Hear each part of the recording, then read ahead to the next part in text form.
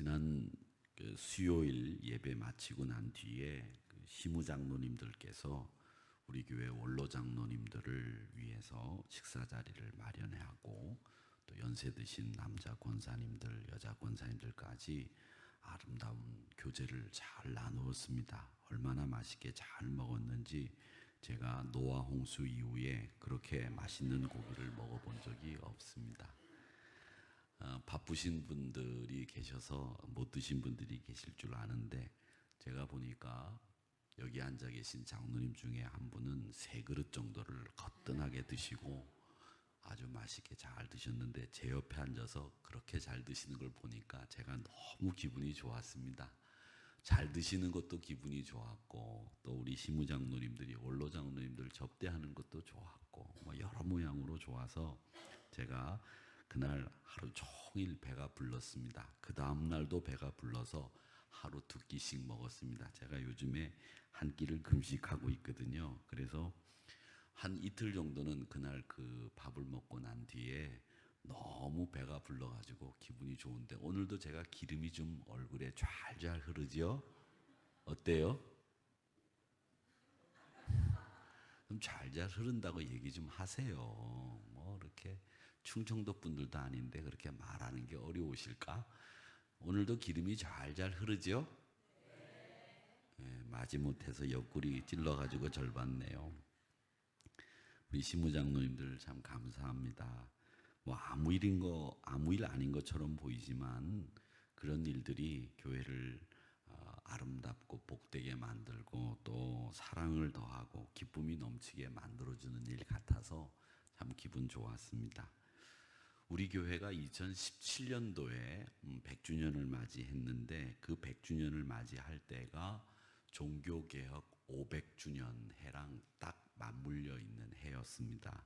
그래서 저희들이 100주년 행사를 하느라고 500주년 종교개혁 행사에 대한 의미를 좀 더 짚고 넘어갔어야 되는데 짚지를 못한 좀 아쉬움이 남아있기는 합니다만은 이제 우리가 102년이 됐으니까 종교개혁이 502년이 된 셈이 됩니다.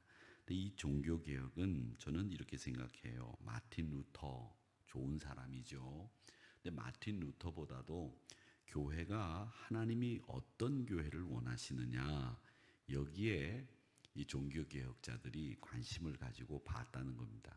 당시에 그 종교개혁이 일어나기 전에 가톨릭은 이제 사람에게 또 교회의 본질을 떠나서 사람들의 권력, 교회 권력 이런 일에 더 많은 관심을 가지고 그곳에 관심들이 넘어가고 있었을 때에 이 교회가 사람의 권력이 아니라 사람에게 초점을 맞춘 게 아니라 교회의 본질이 뭐냐를 다시 한번 깨닫고 그 교회의 본질을 되찾는 일 그걸 위해서 이 종교개혁자들이 분연히 일어났다. 저는 그렇게 생각을 합니다.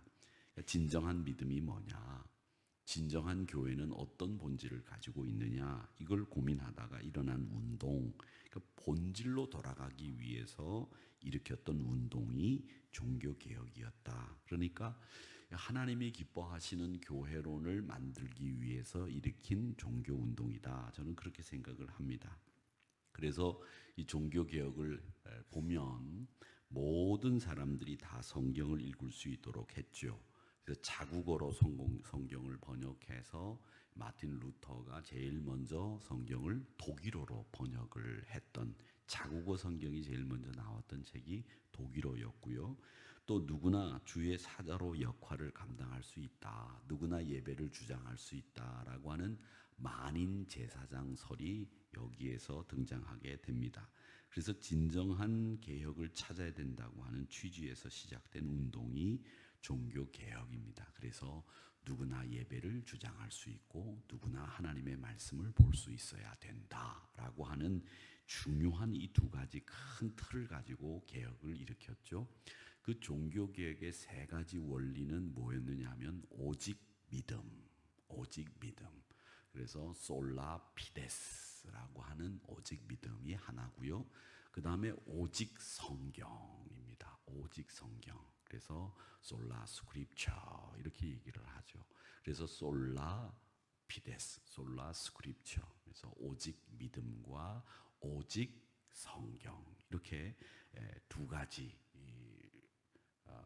슬로건을 걸고 또 하나 있지요. 오직 은혜. 그래서 솔라 그라치아라고 하는 이 세 가지를 가지고 종교 개혁이 일어났습니다. 그래서 교황이나 로마 국왕이 교회가 아니고 교회 공동체가 교회다. 그래서 이 교회 공동체가 무엇을 해야 되느냐, 이걸 재설정한 운동이 종교개혁입니다. 그래서 이 종교개혁을 제가 말씀드리는 이유는 한국교회가 제일 약한 부분이 어디냐면 공동체 부분이에요. 공동체의 삶, 이게 한국교회가 가장 약한 부분이라는 겁니다. 그래서 너를 위한 삶이 아니라 나를 위한 삶을 위해서 신앙생활을 하는 거, 이게 한국교회의 맹점이기도 합니다. 제가 설교 모두에 말씀드린 것처럼 우리 시무장로님들이 원로장로님들을 위해서 식사를 제공하는 거 별거 아닌 것 같지만, 이 공동체라고 하는 단체에서 너를 위해서 또 이웃을 위해서 활동할 수 있는 일들이 교회 안에서 있었다고 하는 것이 교회의 본질이다라고 하는 건데, 우리 교회가 그렇게 너를 위해서 이웃을 위해서 하는 일보다는 나를 중심으로 움직이는 교회들이 너무 많았다는 겁니다. 지금까지 우리 교회가 성장하고 부흥하고 또 우리가 앞으로 나아가야 될 길에 대해서 연구들을 많이 했는데, 세상에 대해서는 무관심했어요. 또 세상에 대해서 관심 가진 교회들은 다 보면 급진적이고 좌파 성향의 교회들이 세상에는 너무 많이 관심을 가지고, 또 반면에 교회 본질인 목회라든지 교회가 나가야 될 방향에 대해서 너무 무관심한 극과 극의 모습들이 우리 한국 교회 안에 있었다라고 하는 것을 우리는 알고 있어야 됩니다. 그래서 이 앞으로 한국 교회가 어떻게 해야 되느냐라고 하는 것은 우리 여러분들이 지금 생각해야 될 문제입니다. 너, 나, 이게 우리가 서로 하나다라고 하는 우리 한우리 교회라고 하는 이름처럼 우리가 너와 내가 하나다라고 하는 생각을 심어주는 일, 이걸 우리 교회가 열심히 해야 됩니다. 우리 교회가 해야 될 일, 제가 어느 지지난주 설교였던가요? 우리가 그 길을 해야 됩니다. 고차원적인 그 길을 해야 됩니다. 그랬더니 어떤 분이 고차원적인 그 길의 방법이 뭡니까? 이렇게 이야기를 하는데, 그 이야기를 들으면서 제가 여러 가지 생각을 했습니다. 여러분, 째째하게 놀지 말자는 거죠. 우리 교회는 째째한 데가 아닙니다. 우리 교회는 너그러운 곳이고, 또 우리 교회는 항상 품어주는 곳, 어머니 품과 같은 곳이 교회여야 한다는 겁니다. 그래서 너도 나도 하나다라는 생각을 해야 된다는 거죠. 저는 한우리 교회를 늘 생각하고 기도하는 한우리 교회 담임 목사입니다. 지난 한 해 한우리 교회가 여러 가지 어려움을 겪었습니다. 저는 그 일을 겪으면서 다른 것보다도 저의 마음을 아프게 하는 일들이 있었습니다. 저를 비난하는 일 때문에 아팠다라기보다는 우리 교회가 어떤 어려움을 만났을 때 그 어려움을 어떻게 해결할 건가, 이걸 머리를 맞대고 기도하신 분들도 계셨지만, 그걸 단죄하고 비난하고 선동하는 일을 주로 삼았던 분들이 계십니다. 자기 성향과 다르다는 이유로 다름을 받아들이지 않고 그걸 선동하고 비난하는 것만으로 그 문제가 해결될 수 있다고 생각했던 분들이 있었다는 겁니다. 그리고 대책 없는 구호, 그리고 정의라고 하는 명분에 휩싸여 가지고 이리저리 자신들의 감정을 드러냈던 분들이 계십니다. 저는 그런 것에 대해서 참 안타깝게 생각하는 것은, 교회는 단죄하고 비난하고 선동하는 곳이 아닙니다. 전화를 걸어서 어떻다더라, 이렇다더라, 저렇다더라, 이렇게 선동한 일들이 제 귀에는 왜 안 들어왔겠습니까? 다 들어왔지요. 그런데 저는 잘못된 것에 대해서 우리가 힘을 합해서 잘못된 것이 있다면 고쳐나갈 수 있는 힘을 합하는 일들, 또 같이 기도하는 일들, 이런 일보다 세상과 똑같이 선동하고 비난하고 부추기고 이런 일에 휩싸였던 것이 저는 가장 안타깝게 생각하는 부분입니다. 우리 살고 있는 이 세상은 자유민주주의 국가라고 합니다. 여러분, 민주주의가 뭡니까? 요즘 제가 여러 가지 책들을 읽고 있습니다. 이영훈 교수가 읽은 그 쓴 책, 유명한 지금 베스트셀러 1위로 올라가 있는 책도 읽고 있고, 또 이현주라고 하는 국회의원이, 젊은 국회의원이 쓴 나는 왜 싸우는가라고 하는 책도 읽고 있고, 또 하나는 조정래 씨, 태백산맥의 그 저자인 조정래 씨가 천년의 질문이라고 하는 책도 썼는데 그 책도 지금 읽고 있습니다. 제가 읽을 책이 지금 많아서 아주 힘겹게 재밌게 읽고 있는데, 천년의 질문은 좌파 성향의 책이고, 나는 왜 싸우는가라는 책과, 또 여러분 잘 아시는 극일, 반일, 종족주의라고 하는 이영훈 교수의 책은 극보수의 책입니다. 그런 책들을 쭉 읽으면서 쭉 생각하는 것은, 자유민주주의가 뭐냐? 우리 선배들이 자유민주주의를 지키기 위해서 목숨을 버렸고, 자유민주주의를 수호하기 위해서 그 사람들이 자신의 모든 것을 걸었습니다. 그 자유민주주의가 뭐냐? 여러분, 민주주의 그러시면 다수가 결의하는 것에 의해서 간다 이렇게 생각하시는 분들이 많으신데, 민주주의의 정신은 다수가 결의한 것을 가지고 거기로 간다가 민주주의의 기본이 아니고요. 정말 기본은 뭐냐면, 민주주의의 기본은 상대방을 인정하는 거예요. 그게 민주주의의 가장 중요한 핵심 가치예요. 다른 사람을 인정하고 다른 사람들의 가치나 신념을 들어줄 줄 아는 사람들, 그게 바로 자유민주주의의 가장 중요한 핵심 가치라는 거예요. 그런데 이 민주주의의 시작인 다른 사람의 가치와 신념, 다른 사람들의 생각을 들어주는 일을 우리가 자유민주주의 국가에 살면서도 우리 그리스도인들도 안 하고 있어요. 자기가 듣고 싶은 말만 듣는다는 거죠. 상대방을 존중하거나 가치나 상대방의 신념을 인정하지 않고 무조건 자기 생각만 들어라, 관철시키겠다, 이런 생각만 가지고 있는 분들이 교회 안에도 넘쳐나고 있다는 거예요. 이게 자유민주주의 국가에서 신앙생활하는 우리들의 모습이냐? 아니라는 거죠. 여러분 잘 아셔야 됩니다. 자유민주주의 국가의 가장 중요한 핵심 가치는 상대방의 가치와 신념을 인정해주고 들어주고 받아주는 것, 그게 자유민주주의 국가의 가장 핵심적인 현실이라는 겁니다. 지금 우리나라 현실이 어떻습니까? 굉장히 어렵고 힘듭니다. 예를 들자면 보험료가 내년에 한 6% 정도, 7% 정도 오른다고 합니다. 6%에서 7% 정도 오른다고 하고, 또 한국전력의 뭐 손실액이 얼마다 된다, 이런 얘기들 여러분 많이 들으셨을 거예요. 그런데 이렇게 책을 쭉 읽어보니까 우리나라에는 원전법도 있고, 또 대만 같은 경우에는 탈원전 하는데 2년 동안 이 국민투표를 하면서까지 여러 가지 연구들을 해서 했는데, 우리나라는 그냥 국무회의에서 그걸 결정해가지고 통과시켰다. 그래서 이게 민주주의냐, 뭐 이런 얘기를 하시는 분들도 있고, 또 친환경주의자들은 이 환경을 가장 어지럽히는 일이 이게 원전 아니냐, 이걸 없애야 된다, 친환경적인 에코 정책으로 가야 된다, 이런 얘기들을 서로 합니다. 그런데 문제는 뭐냐면, 탈원전을 결정하신 국무회의도 그렇고 이 친환경을 주장하는 분들도 그렇고 남의 얘기를 안 듣는다는 거죠. 남의 얘기를 안 듣고 결정한 일들이 우리나라를 결국 나락으로 지금 흘러가게 만들고 있다는 겁니다.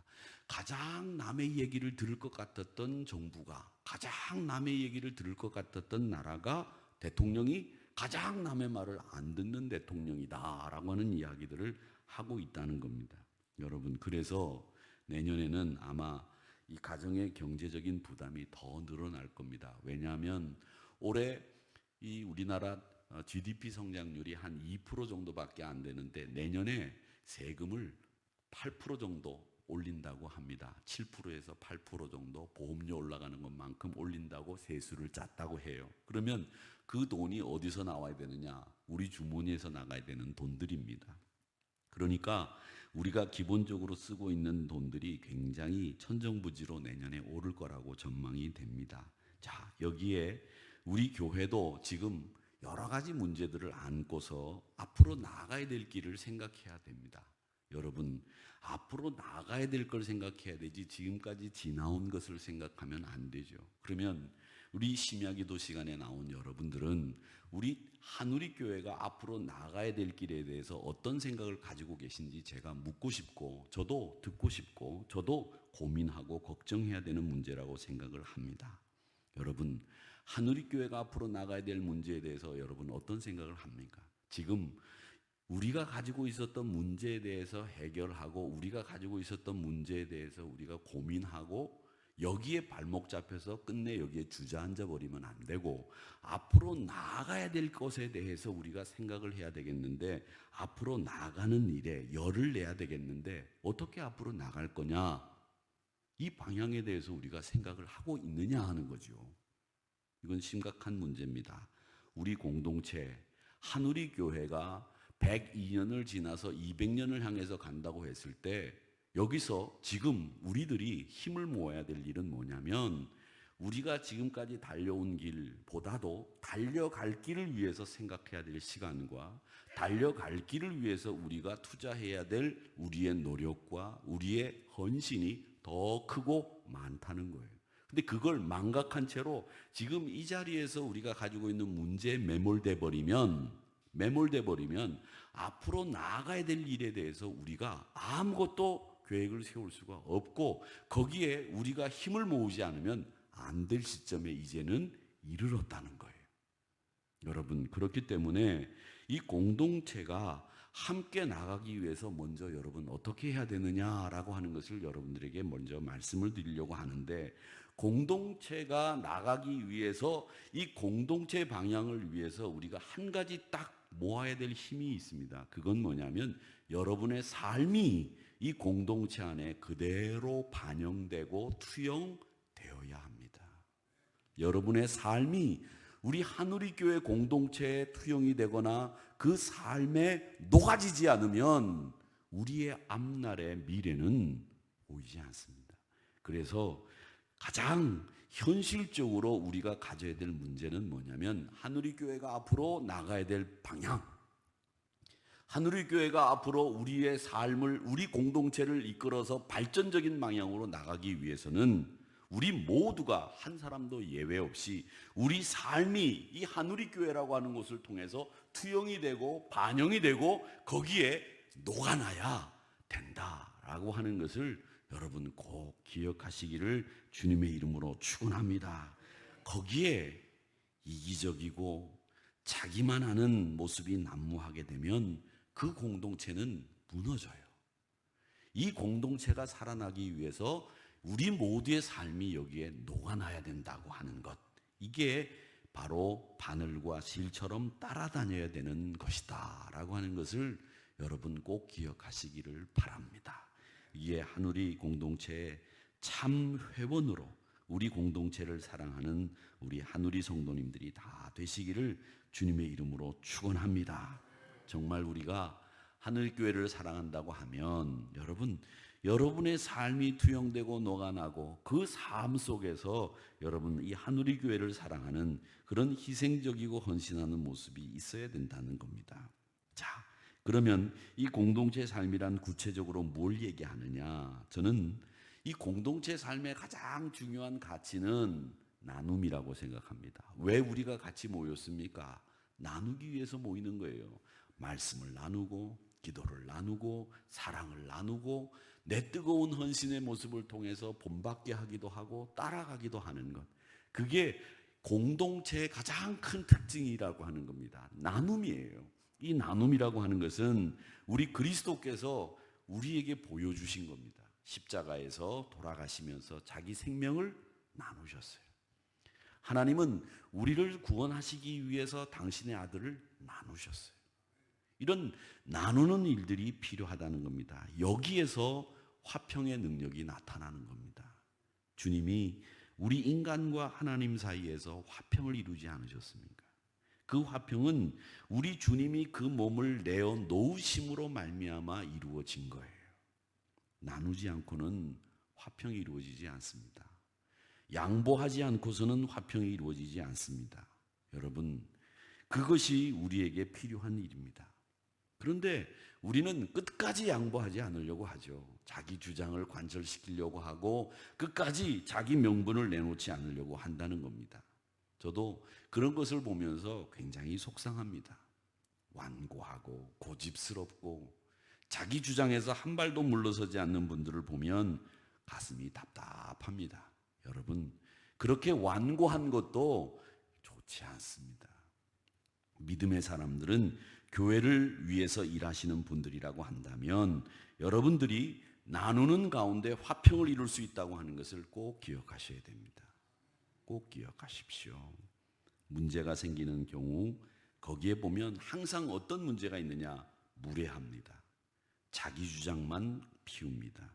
자기가 앞장서서 일하는 분들이 자기 뜻을 관철시키려고 하는 분들은 앞장서서 일하지 마세요. 자기 뜻을 관철시키려고 하는 분들은 이후로 한우리교회에서는 앞장 세우지 않겠습니다. 하나님의 뜻을 관철시키려고 하는 분들은 앞장서세요. 깃발 드세요. 그러나 자기 주장을 관철시키려고 하는 분들은 앞장서지 마세요. 그러면 안 됩니다. 하나님의 뜻을 위해서 내가 죽도록 내 삶을 한우리 공동체 삶 속에 녹아나게 하겠다. 그런 분들은 앞장서십시오. 그리고 그분들이 깃발 드시고 헌신하십시오. 그러나 자기의 명분을 쌓고 자기의 이름을 드러내고 자기 주장을 관철시키려고 하면, 더 심하게 말씀드리면 그런 분들은 앞장서서도 안 되고, 그런 분들은 헌금을 해서 그 헌금한 것조차도 자기가 자기 주장을 관철시키려는데 이용하는 것이 되고 말기 때문에 하나님의 영광을 위한 것이 아니 됩니다.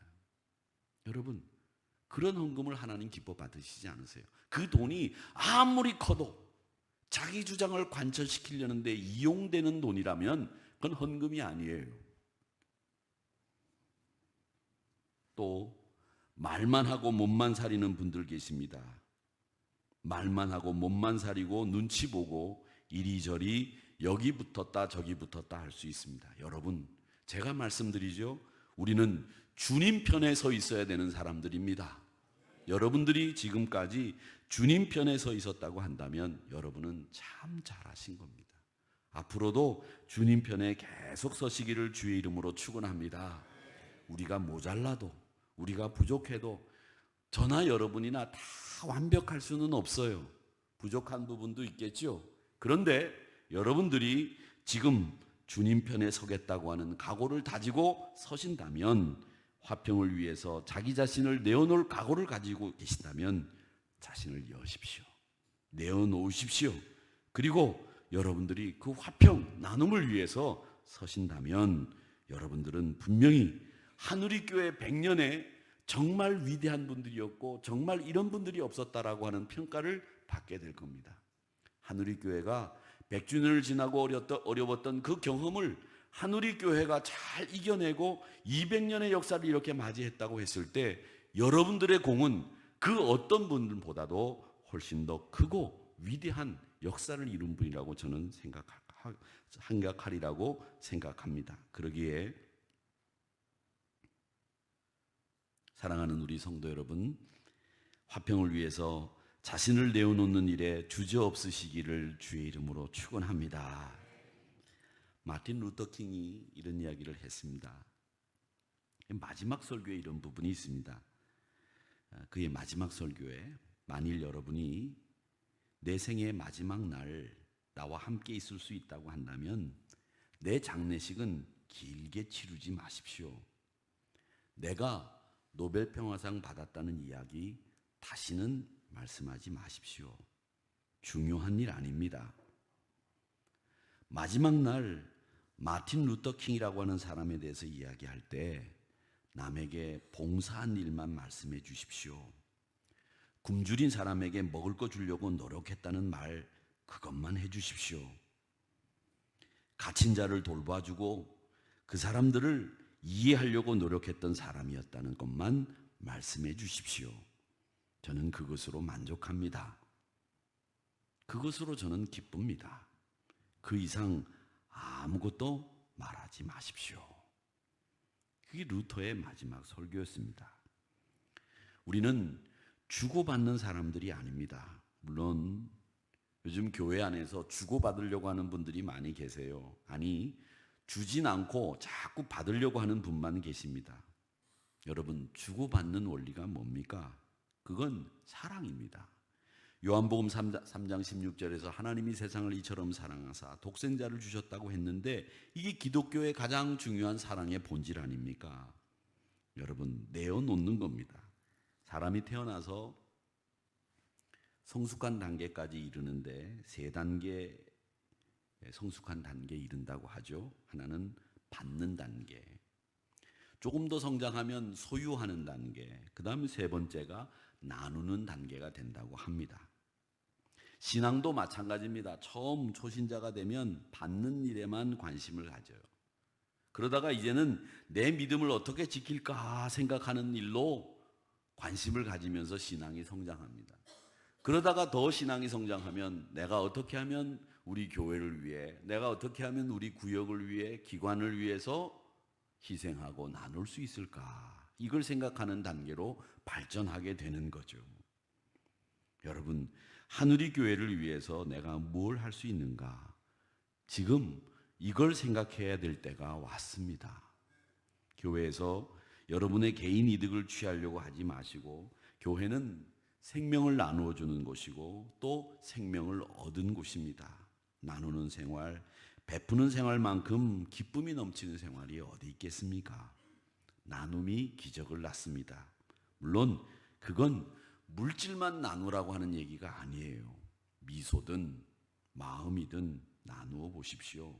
그러면 그곳에 생각지도 않았던 기쁨이 생긴다는 것을 꼭 기억하시기를 바랍니다. 그 다음에 공동체의 삶은 자기의 삶을 늘 객관화해야 됩니다. 객관화. 이 객관화라고 하는 말은 뭐냐면 내 입장에서 나를 바라보는 게 아니라 남의 입장에서 나를 바라보는 거예요. 나를 남이 바라볼 때 어떻게 생각하느냐, 이건 눈치 보라는 얘기가 아니고요. 남이 나를 어떻게 생각하느냐 그래서 허례허식하고 체면치레하라는 얘기가 아니고요. 내 본질, 내 속 안에 들어있는 나의 삶, 이걸 다른 사람들이 어떻게 판단할 것인가, 그걸 보라는 거예요. 근데 우리는 남이 나를 어떻게 볼까를 생각해서 염려해서 체면치레하고 허례허식에 빠지는 일들은 많이 하는데 정작 남이 나의 본질에 대해서 어떻게 판단하는지에 대해서는 관심이 없어요. 그리고 자기를 사랑하고 자기를 돌봐주는 멘토가 있으셔야 됩니다. 신앙의 선배를 꼭 만드십시오. 어린아이들은 자신의 모습을 이 거울을 통해서 이렇게 발견하고 이 거울에 있는 사람이 자기라고 하는 것을 아는 순간에 자아가 형성되기 시작한대요. 자아가 없다가 이 거울에 비친 모습에 저게 나구나라고 하는 걸 깨닫는 순간부터 자아가 형성되기 시작하면서 내 거, 네 거 구별하고 나, 너 개념이 생긴다는 거예요. 그렇듯이 이 교회 안에서는 거울의 역할을 하시는 분들이 계셔야 됩니다. 장로님들이나 권사님들이, 오늘 예배 주관을 하시는 22, 24, 25 권사회 같은 분들이 이제는 교회에서 거울의 역할을 하시는 분들이 되셔야 돼요. 우리 신임 장로님들, 우리 장로님들이 이제는 나이 드시고 선배 장로님들이 하셨던 일을 잘 본받고 배우고 이제 장로님 되신 여러분들이 교회의 모든 성도를 향해서 거울 역할을 하셔야 될 때가 됐다는 거예요.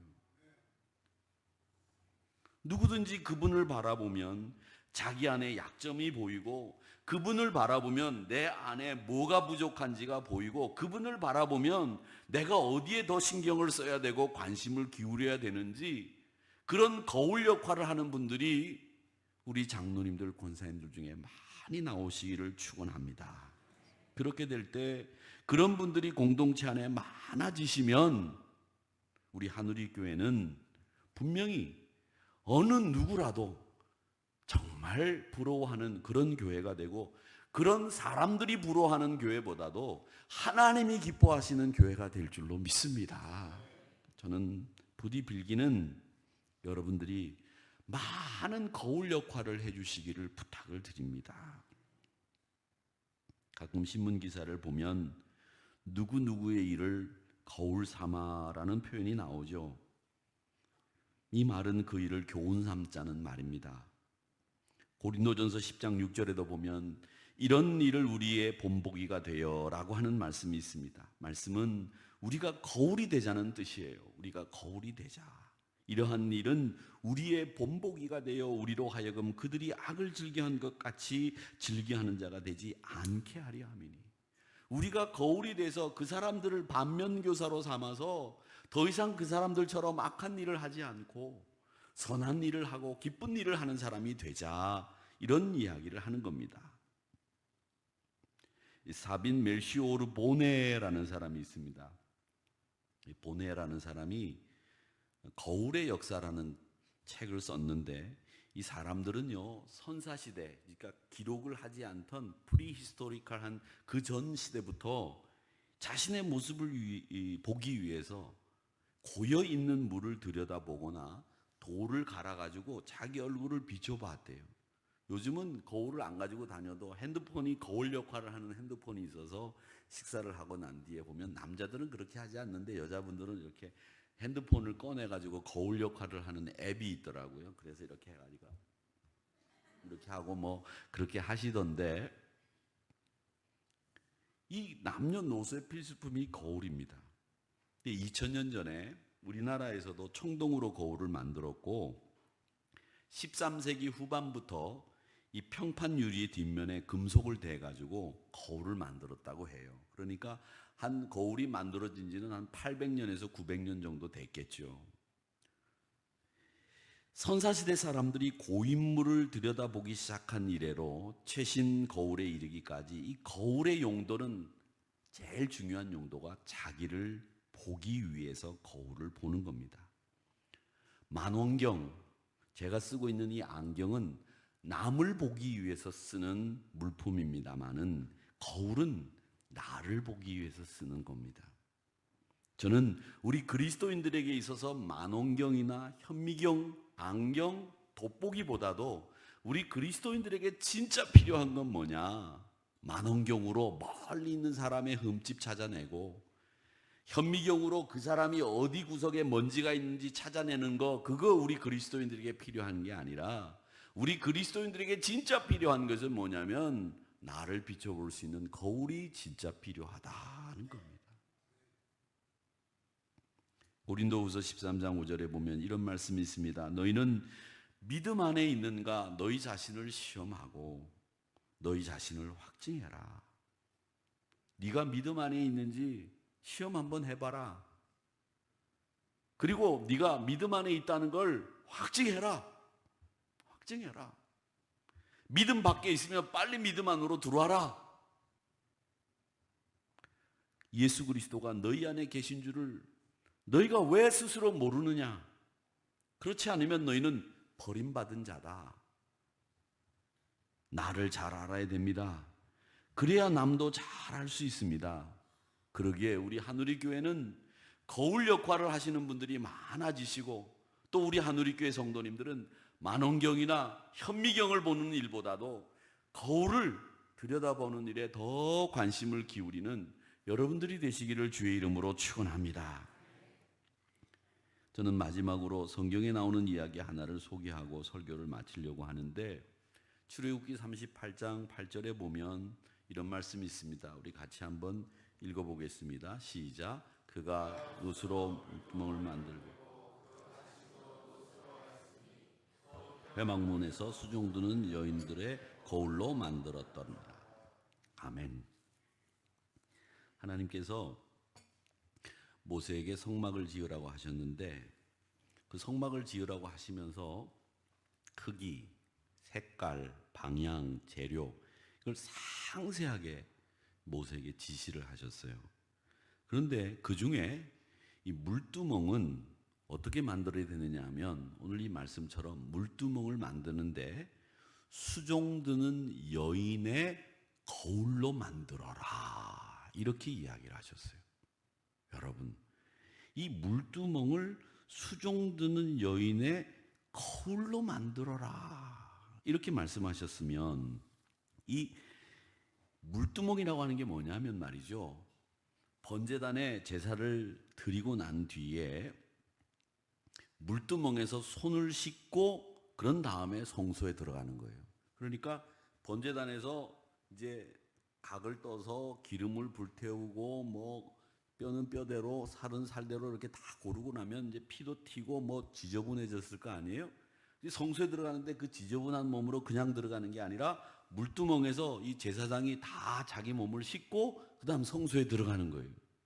근데 그 물두멍을 뭘로 만드느냐? 문 앞에서, 회막 문 앞에 수종드는 여인들이 있다는 거죠. 요즘으로 따지자면 안내서는 우리 권사님들이나 집사님들이 있는데 그분들이 가지고 있는 거울로 물두멍을 만들어라. 그 말은 네가 번제를 드리고 피를 묻고 좀 흐트러진 옷매무새를 물두멍에서 잘 보고 흐트러진 데가 있는지 없는지를 보고 바로 하고 그리고 성소에 들어가라, 이런 뜻이에요. 그런데 거기에 쓰이는 것이 뭐냐? 안내 서고 있는 수종드는 회막 앞에 있는 여인들의 거울로 만들어라 하는 겁니다.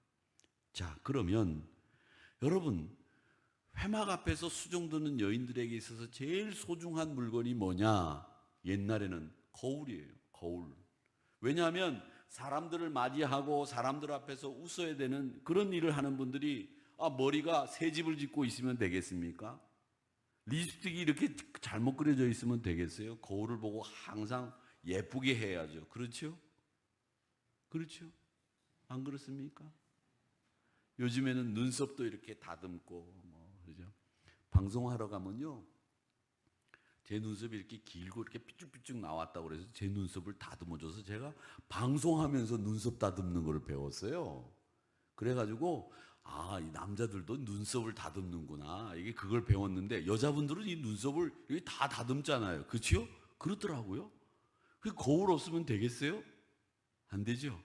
예쁜 얼굴은 다 그렇게 거울 보고 다듬어서 그렇게 되신 거 아니에요? 그렇죠? 예쁘다는 말이 성큼 마음에 안 닿았지요? 예쁘다는 말을 한 사람이 아무도 없지요? 목사 빼놓고. 그지요? 그 목사가 제일 좋은 거야. 예쁘다는 말을 목사밖에 더 해요? 아우, 우리 22, 24, 25 권사님들 아주 예쁘시다. 권사님들이 자기도 그게 아닌지 이러시는데 그냥 받아주세요. 네, 어쨌든 이 거울은 다른 여자들보다도 회막 앞에서 수종드는 여인들에게는 더 필수적이라는 겁니다. 또 회막이라고 하는 것은 광야 생활을 할 때에 하나님을 만나는 장소였기 때문에 이 거울은 광야 생활 속에서는 살 수도 없는 것이 거울이에요. 물론 놋거울이지만. 그런데 그걸 가지고 물두멍을 만들어라 라고 했으면 이 물두멍을 만드는 이 놋거울, 회막 드는 여인들이 가지고 있는 놋거울로 물두멍을 만들려고 그랬으면 뭐가 이루어져야 되나요?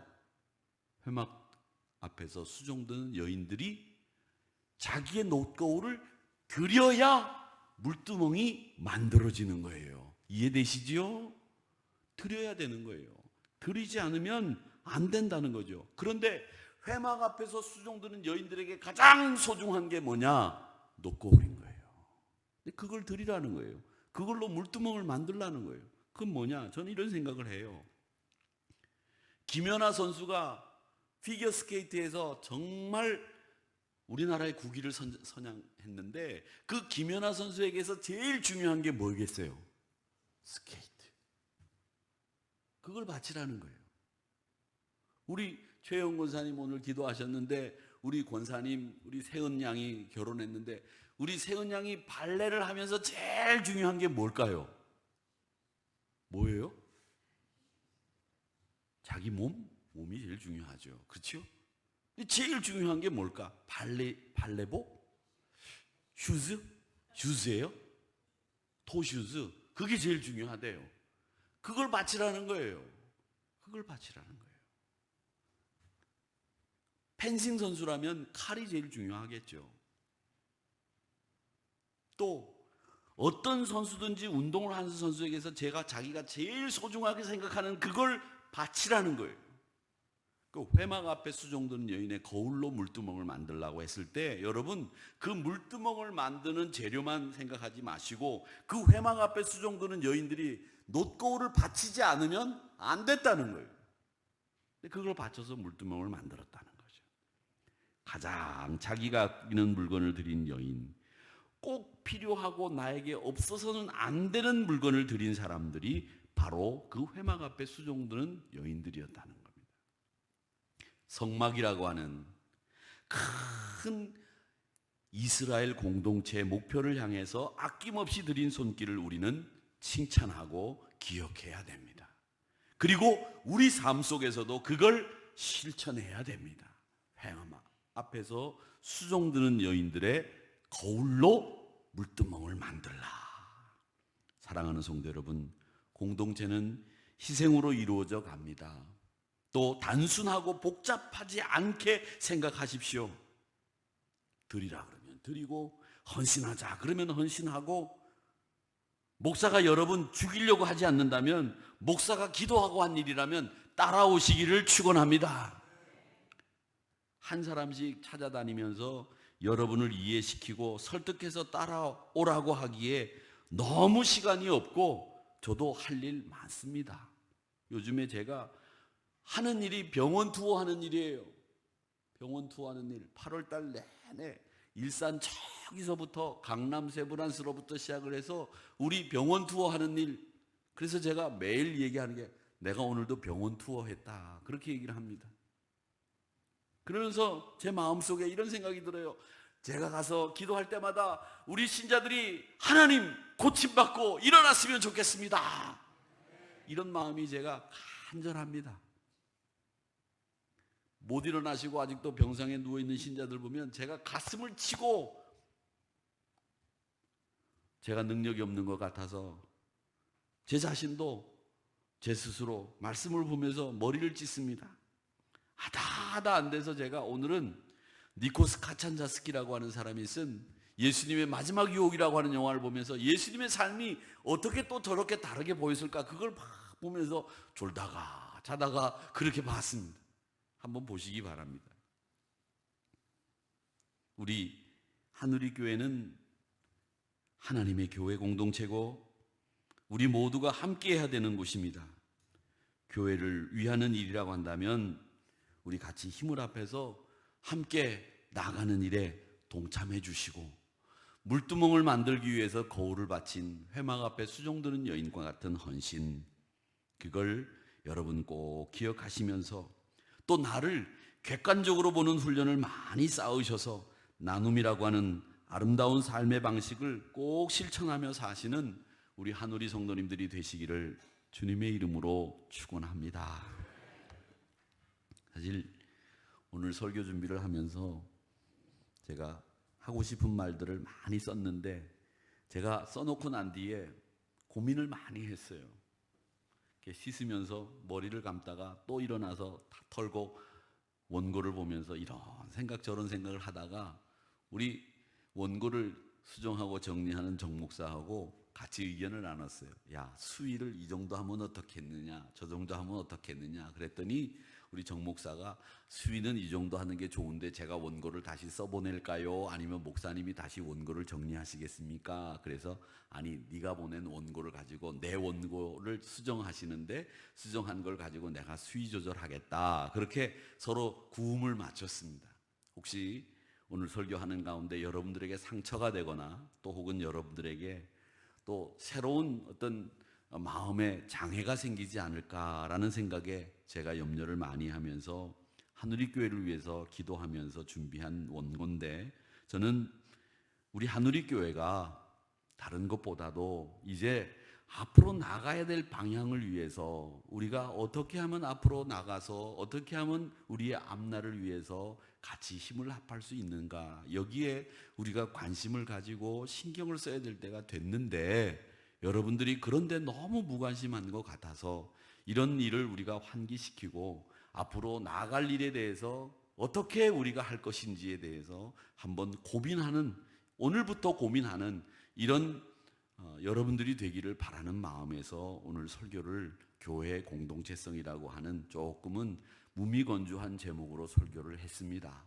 사랑하는 성도 여러분, 다른 것보다도 저는 오늘 설교를 통해서 우리 한우리 성도님들이 이제 지금까지보다도 앞으로를 위해서 무엇을 할 것이고 어떤 일을 했으면 좋겠고 앞으로 내가 한우리 공동체를 위해서 내 삶을 어떻게 녹일 건가를 생각하는 결단이 꼭 이번 시간을 통해서 있었으면 하는 바람에서 오늘 설교를 여러분들에게 드립니다. 부디 빌기는 우리 한우리 성도님들이 한 마음으로 우리 한우리 공동체를 위해서 여러분의 삶을 녹여내시기를 주님의 이름으로 축원합니다. 아버지 하나님,